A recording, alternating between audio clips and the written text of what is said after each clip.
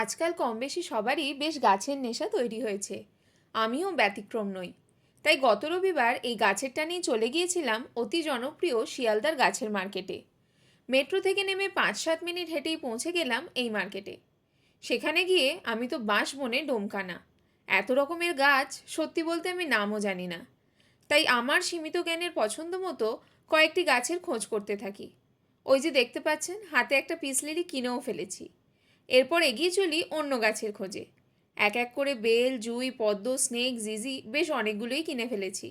তারপর খুব কষ্ট করে নিজের লোভ সম্বরণ করে ফিরে এলাম। তবে এখানে গিয়ে যেটা বুঝলাম, লোকাল নার্সারি থেকে এখানে দাম যে খুব একটা কম সেরকম নয়। তবে হ্যাঁ, ভ্যারাইটি অনেক বেশি। তবে এখানে বেশিরভাগ বিক্রেতারই নিজের নার্সারি নেই, অন্যের নার্সারি থেকে এনে বিক্রি করে। রবিবারের সন্ধেয় যখন বেরিয়েছি, বাড়িতে তো হাঁড়ি চাপানোর প্রশ্নই ওঠে না।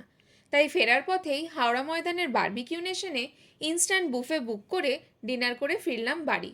আমার গাছগুলি কেমন থাকে পরের কোনো এক ভিডিওতে অবশ্যই জানাবো।